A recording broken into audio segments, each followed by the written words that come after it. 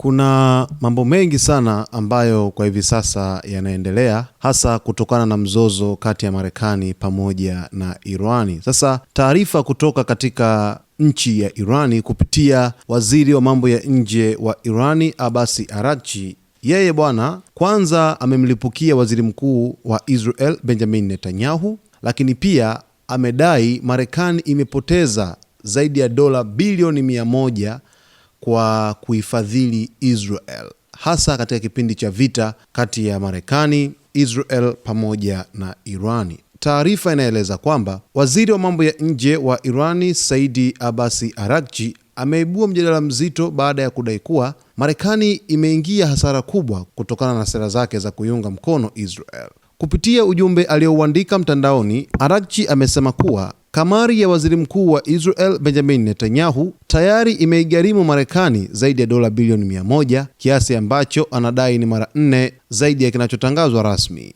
Akiendelea, ameishutumu Pentagon kwa kudai kuwa inaficha ukweli kuhusu gharama halisi za operesheni na ushirika wa Marekani katika mzozo unaohusisha Israel na maadui wake wa kikanda. Kwa mujibu wa Araghchi, si tu gharama za moja kwa moja ndizo kubwa, bali pia kuna mzigo mkubwa wa gharama zisizo za moja kwa moja unaowaathiri wananchi wa kawaida wa Marekani. Amesema kila kaya ya Marekani inabeba mzigo mkubwa wa takriban dola 500 kwa mwezi, kiasi ambacho kinaendelea kuongezeka kadri hali inavyozidi kuwa tete.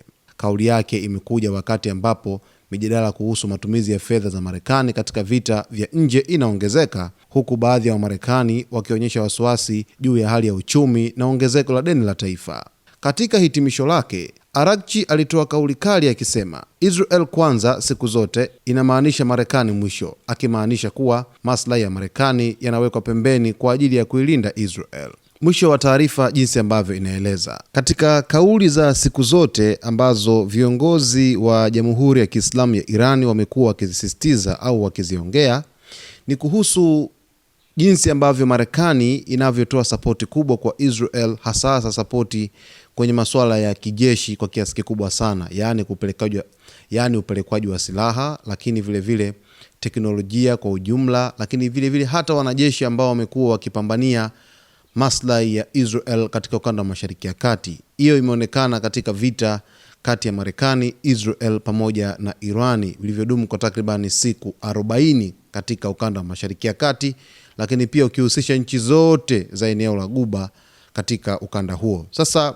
kiongozi huyu wa kisiasa mkubwa kabisa pale nchini Iran, waziri wa mambo ya nje wa Iran Abbas Araghchi, ambaye ana dhamana kubwa sana katika masuala yote ya mambo ya kigeni kuhusu taifa la Iran, yeye amemshutumu waziri mkuu wa Israel Benjamin Netanyahu, lakini pia amedai kwamba Marekani imepoteza zaidi ya dola bilioni 100 za Kimarekani. Na Abbas Araghchi amesema kile ambacho kinazungumzwa na Pentagon, yaani wizara ya ulinzi ya Marekani, kwamba ni kiasi kadhaa kimetumika tangu vita vilipoanza, si kweli, bali ni mara 4 yake. Ndicho hiki ambacho amekitaja hapa kwamba ni dola bilioni 100 za Kimarekani. Ni pesa nyingi sana kwa pesa yetu hapa ya Kitanzania ukisema uzibadilishe. Ni miongoni mwa vitu ambavyo vinazidi kuendelea katika ulimwengu wa siasa za kimataifa, hasa zile ambazo zinaihusu Jamhuri ya Kiislamu ya Irani katika ukanda wa Mashariki ya Kati kwa ujumla.